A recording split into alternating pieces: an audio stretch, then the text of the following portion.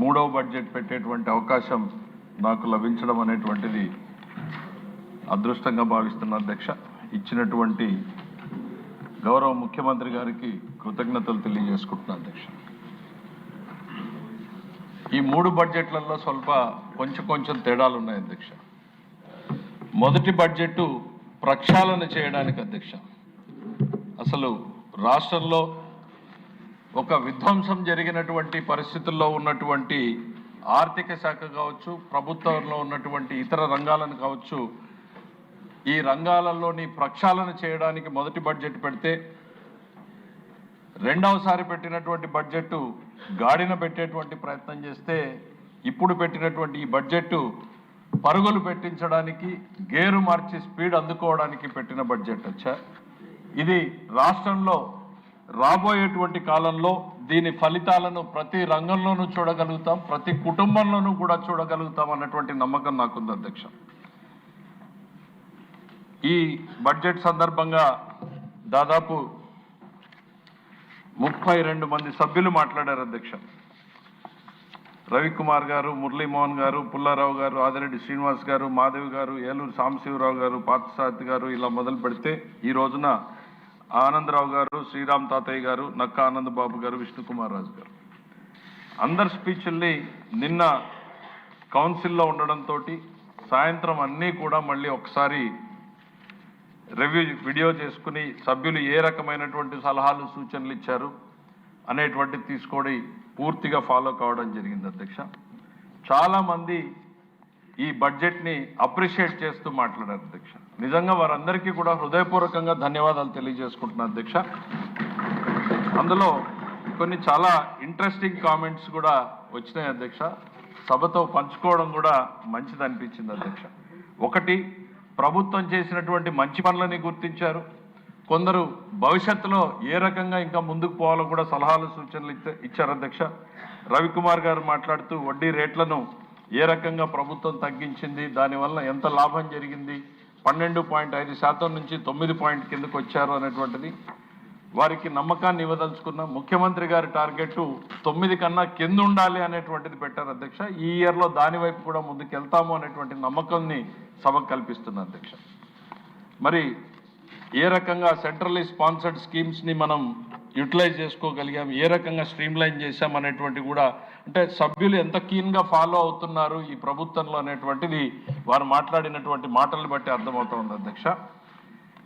దాంట్లో మన జయనాగేశ్వర రెడ్డి గారు మాట్లాడుతూ ఒక కొటేషన్ లాగా చెప్పారు అధ్యక్ష. ఈ బడ్జెట్లో రైతులకు రక్షణ కనిపిస్తోంది, యువకులకు ఉపాధి కనిపిస్తోంది, మహిళలకు సాధికారత కనిపిస్తోంది, బలహీన వర్గాలకు భరోసా కనిపిస్తోంది, రాష్ట్ర ఆర్థికానికి స్థిరత్వం కనిపిస్తోంది అనేటువంటి ఒక నమ్మకాన్ని వారు ఈరోజు ఎక్స్ప్రెస్ చేశారు అధ్యక్ష. దాని తర్వాత గణబాబు గారు మాట్లాడుతూ గత పాలన గురించి మాట్లాడారు అధ్యక్ష. అంటే కంపారిజన్ అనేటువంటిది నిరంతరం జరుగుతూ ఉండాలనేటువంటిది నేను నమ్ముతాను అధ్యక్ష. గత పాలన గురించి మాట్లాడుతూ పరదా లేని పర్యటన లేదు, అరెస్ట్ లేని శుక్రవారం లేదు, బూత్ లేని మాట లేదు, తప్పు లేని ఉపన్యాసం లేదు, అబద్ధం లేని రోజు లేదు, కబ్జా లేని ఊరు లేదు, బెదిరింపు లేని యాత్ర లేదు, బాధ లేని మనిషి లేడు, కోపం లేని సగటు జీవి లేడు అనేటువంటిది గత పాలన బాధల్ని ఆయన చెప్పాడు అధ్యక్ష. ఈ ప్రభుత్వంలో ఎంత స్వేచ్ఛగా ఉండగలుగుతున్నారు అనేటువంటిది కూడా చెప్పారు అధ్యక్ష. పడిపోయినటువంటి రైతుల ఆదాయాల గురించి, పక్కదారి పట్టినటువంటి మైనింగ్ ఎక్సైజ్ ఆదాయాల గురించి కూడా వ్యక్తులందరూ మాట్లాడారు అధ్యక్ష. సుజనా చౌదరి గారు కూడా కొన్ని మైనింగ్ మీద ఏ రకంగా ఇంక్రీజ్ చేయొచ్చు అనేటువంటి చెప్పారు అధ్యక్ష. ఇవన్నింటినీ సభ్యులు ఇంట్రెస్ట్ తీసుకుని చెప్పి సలహాలు ఇచ్చినటువంటి ప్రతి ఒక్కరికి ప్లస్ అభినందించిన వాళ్ళందరికీ కూడా మరొకసారి హృదయపూర్వకంగా ధన్యవాదాలు తెలియజేస్తా అధ్యక్ష. బడ్జెట్ భాషని సరళీకృతం చేయడం అనేటువంటిది మొదలు పెట్టాము అధ్యక్ష. ఇదేదో బ్రహ్మ పదార్థం, మనకు సంబంధం లేని పదార్థంగా గత 10 సంవత్సరాలుగా వస్తూ ఉంటే గత 2-3 బడ్జెట్ల నుంచి చాలా సరళీకృతం చేసేటువంటి ప్రయత్నం చేశాం అధ్యక్ష. చట్టాన్ని మార్చలేకపోవచ్చు కానీ సామాన్యుడికి అర్థమయ్యే భాషలో మేము ప్రవేశపెట్టినటువంటి బడ్జెట్ ఉండాలి అనేటువంటిది నమ్ముతున్నాం అధ్యక్ష. ఆ సామాన్యుడికి మేలు జరిగేలానే ఈ బడ్జెట్ మూలాలు ఉన్నాయి అనేటువంటిది కూడా చెప్పదలుచుకున్నాం అధ్యక్ష. ఈ అర్థం కానటువంటి పడికట్టు పదాలతోటి సామాన్యుడికి బడ్జెట్ అంటేనే ఇంట్రెస్ట్ లేకుండా పోయేటువంటి పరిస్థితుల నుంచి ఈ బడ్జెట్లో నాకేముంది అనేటువంటి ఆలోచన కల్పించే దిశగా వెళ్ళాలి అనేటువంటిదే ముఖ్యమంత్రి గారు ఇచ్చినటువంటి ఒకే ఒక డైరెక్షన్ అధ్యక్ష, ప్రతి కుటుంబానికి ఈ బడ్జెట్ నుంచి లబ్ధి జరగాలి అనేది సింగిల్ స్టేట్మెంట్ ముఖ్యమంత్రి గారు ఇచ్చారు అధ్యక్ష. ఆ రకంగానే రూపొందించినటువంటిది అధ్యక్ష. ఇది రాష్ట్ర బడ్జెట్ కాదు అధ్యక్ష, ఇది ఫ్యామిలీ బడ్జెట్ అధ్యక్ష. రాష్ట్రంలో ఉన్నటువంటి ఒక తల్లి తన కుటుంబాన్ని ఏ రకంగా నడుపుతుందో, నిధులు తక్కువ ఉన్నా, కష్టాలు ఎన్నున్నా, ఇబ్బందులు ఎన్నున్నా తన పిల్లలకు మాత్రం కష్టం రాకుండా నడుపుతుంది అధ్యక్ష. అదే స్ఫూర్తిగానే ఈ బడ్జెట్ని రూపొందించాం. ఆ ఫ్యామిలీ బడ్జెట్ల సమాహారమే ఈ రాష్ట్ర బడ్జెట్ అనేటువంటిది నేను మీకు తెలియజేయాలనుకుంటున్నా అధ్యక్ష. ఏ రకంగా లాభం జరుగుతుంది ప్రతి కుటుంబానికి అనేటువంటిది మనం చూసినప్పుడు అధ్యక్ష, ఈ 3.32 లక్షల కోట్లని విభజిస్తే ప్రతి కుటుంబానికి లబ్ధి చేకూరేలా ఉండాలి అన్నటువంటి ముఖ్యమంత్రి గారి ఆలోచనే దీనికి పునాది అనేటువంటిది ఈ సందర్భంగా తెలియజేస్తా ఉన్న అధ్యక్ష. ఇది ఫ్యామిలీ బడ్జెట్ అని ఎందుకు అన్నాము అని అంటే అధ్యక్ష, ఒకటి రెండు చిన్న ఎగ్జాంపుల్స్ అధ్యక్ష. ఇప్పుడు అన్నా క్యాంటీన్ మనం పట్టాం అధ్యక్ష, 1000 కోట్ల రూపాయలు ఇక్కడ కనపడతాయి అధ్యక్ష. ఈ అన్నా క్యాంటీన్ 1000 కోట్ల రూపాయల్లో ఎట్లా లాభం జరుగుతుంది అనేటువంటిది ఆలోచిస్తే అధ్యక్ష, ఒక కూలీ చేసుకునేటువంటి కార్మికుడు తమ కష్టాన్ని నమ్ముకుని సాయంత్రానికి కూలీ తీసుకెళ్లేటువంటి వ్యక్తికి 3 పూటలా బయట తినాలంటే రోజుకి 100 రూపాయలు 120 రూపాయలు అవుతుంది అధ్యక్ష. నెలకు అదే తీసుకుంటే 3,600 రూపాయలు అవుతుంది అధ్యక్ష. కానీ ఈరోజు ఈ ప్రభుత్వం పెట్టినటువంటి ఈ అన్నా క్యాంటీన్ వలన 450 రూపాయల్లోనే అతను 30 రోజులు తినగలుగుతున్నాడు అధ్యక్ష. 2,500 రూపాయలు తన కుటుంబానికి అదనంగా తీసుకెళ్లగలుగుతున్నాడు అనేటువంటిది ఈ సందర్భంగా గుర్తు చేస్తున్నాం అధ్యక్ష. ఈరోజు స్త్రీ శక్తి పథకాన్ని ప్రవేశపెట్టాం అధ్యక్ష.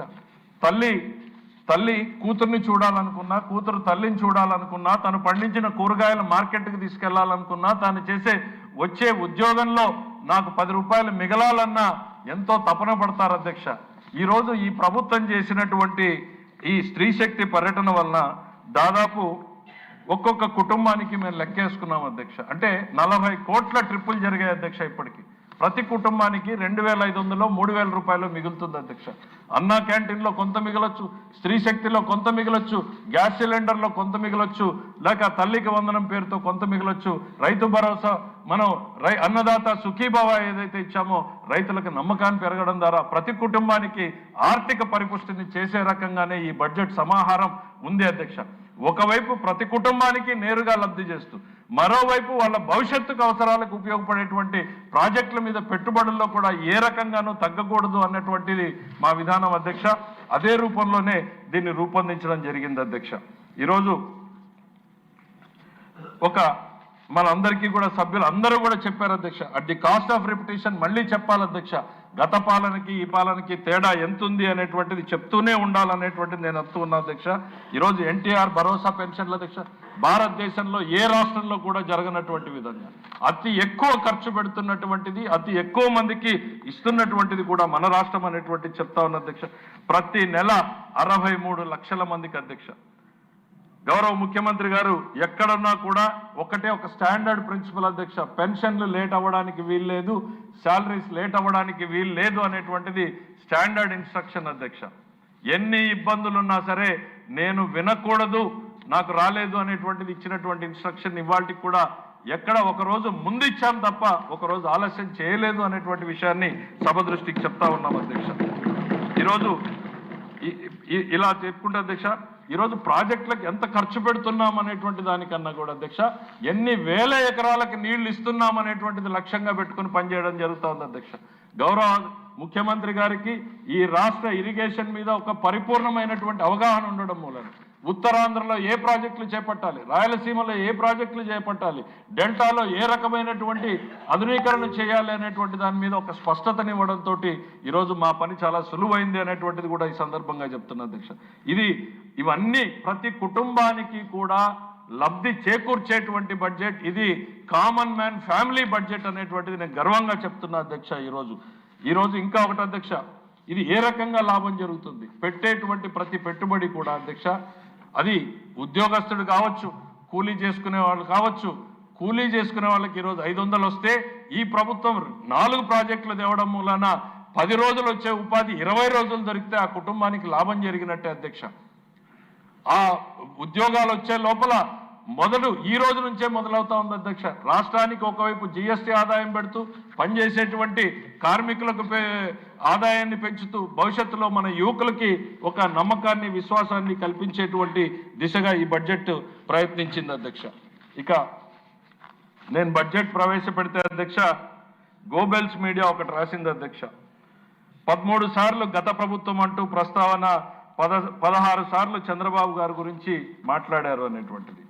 థ్యాంక్స్ చెప్తున్నా అధ్యక్ష వాళ్ళకి. ఎందుకనంటే ఇంత తక్కువ చెప్పానా నాకు గుర్తు చేశారు అధ్యక్ష. ఇంకా ఎక్కువ చెప్పేలా ఉన్నాయి అనేటువంటిది కూడా వాళ్ళకి సందర్భంగా గుర్తు చేస్తున్నా అధ్యక్ష.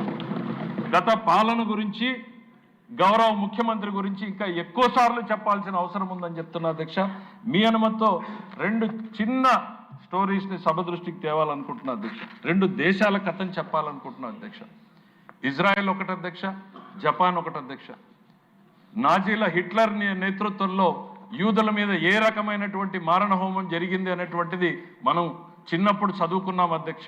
నరక కూపాలుగా వాళ్ళని కాన్సన్ట్రేషన్ క్యాంపుల్లో పెట్టారు అధ్యక్ష. గ్యాస్ ఛాంబర్లలో పెట్టి చంపారు అధ్యక్ష. లారీల్లోకి ఇట్లా ఎక్కించి క్లోజ్డ్ లారీల్లోకి ఆ ఎగ్జాస్ట్ ఫ్యాన్ లోపలికి పెట్టి చంపారు అధ్యక్ష. తిండి లేకుండా చంపారు అధ్యక్ష. మానవ జాతి చరిత్రలో ఎంత హీనంగా క్రూరంగా చంపొచ్చో ఆ జాతిని సమూలంగా నాశనం చేయాలి అనేటువంటి ప్రయత్నం చేశారు అధ్యక్ష. దాని పేరు హాలోకాస్ట్గా ప్రపంచం గుర్తించింది అధ్యక్ష. అది ఎంత దారుణం అంటే 60 లక్షల మంది అధ్యక్ష. 66 మిలియన్ అంటే ఆ రోజు జనాభాలో 60 లక్షల మందిని చంపారు అధ్యక్ష. కానీ ఆ దేశం ఇవాళ ఏమన్నా తుడిచిపెట్టుకుపోయిందా అధ్యక్ష? ఆ దేశంలో కసి పుట్టింది అధ్యక్ష. ఆ కసి పుట్టడమే కాదు అధ్యక్ష, ఆ జాతి ఈ మరెన్నటికీ కూడా మర్చిపోకూడదు ఈ దారుణాన్ని అంటూ వాళ్ళొక పాఠ్యాంశంగా పెట్టుకున్నారు అధ్యక్ష. ఒక రోజు కాదు అధ్యక్ష, 1వ తరగతి నుంచి 10వ తరగతి వరకు పాఠ్యాంశాలుగా పెట్టుకున్నారు అధ్యక్ష. ఆ హాలోకాస్ట్ గురించి 1వ తరగతి పిల్లాడి నుంచి 10వ తరగతి వరకు వాళ్ళ గ్రేడ్ పెరిగే కొద్దీ హాలోకాస్ట్ గురించినటువంటి పాఠాలు పెరుగుతాయి అధ్యక్ష.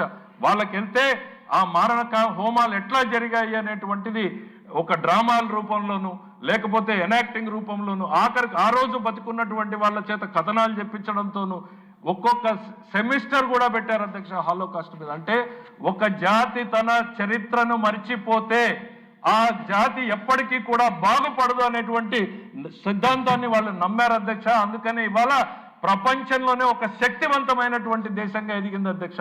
అతి చిన్న దేశం, అనంతపూర్ జిల్లా అంత దేశం అధ్యక్ష.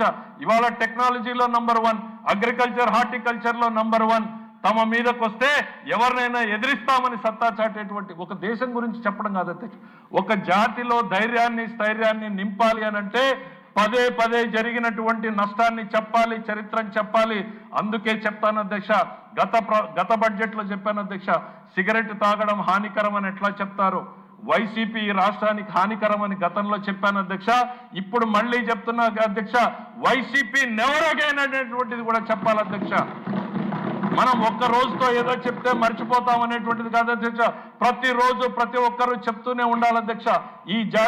ఈ తెలుగు జాతి ఎన్ని రకాలైనటువంటి కష్టాలు పడింది, మన భవిష్యత్తు, మన పిల్లల భవిష్యత్తుని ఏ రకంగా దుర్మార్గంగా పనిచేశారు. ఇందాక గణబాబు గారు చెప్పారు కదా అధ్యక్ష, శుక్రవారం వస్తుందంటే ఏం జరుగుతుందో స్వేచ్ఛగా మాట్లాడలేడు, ఉద్యోగస్తుడు బయటపడలేడు. ఈ దుర్మార్గాలని ఈ తెలుగు జాతి ఉన్నంత కాలం చెప్తూనే ఉండాలి. వైసీపీ నెవర్ అగైన్ అనేటువంటిది మన నినాదం కావాలి అధ్యక్ష. కూటమి వన్స్ అగైన్ అనేటువంటిది కూడా మనం అందరం కూడా ముందుకు తీసుకెళ్లాలి అనేటువంటిది సందర్భంగా గుర్తు చేస్తా ఉన్న అధ్యక్ష. వాళ్ళకి థ్యాంక్స్ చెప్పాను అధ్యక్ష. ఎందుకనంటే 13 సార్లే చెప్పాను అని ప్రతి పేజీలోనూ మీ దారుణాల గురించి చెప్పాలి, మా పాలన గురించి గొప్ప విషయాలు చెప్పాలి అనేటువంటిది గుర్తు చేసినందుకు గోబెల్స్ మీడియా గురించి చెప్తాను. వాళ్ళు చేసింది ఏంది అధ్యక్ష, ఆ రోజు హిట్లర్ ఉన్నాడు, గోబెల్స్ అనేటువంటి వ్యక్తి ప్రపంచానికి ప్రాపగాండా మినిస్టర్ అధ్యక్ష. వాడి పేరు మీదనే ఈరోజు గోబెల్స్ ప్రచారం అంటారు అధ్యక్ష. ఇవాళ తేడా ఏముంది అధ్యక్ష, ఈ నయా నాజీల పాలనలో వీళ్ళకి ఓ మీడియా సంస్థను పెట్టుకున్నారు అధ్యక్ష గోబెల్స్ ప్రచారం చేయడానికి.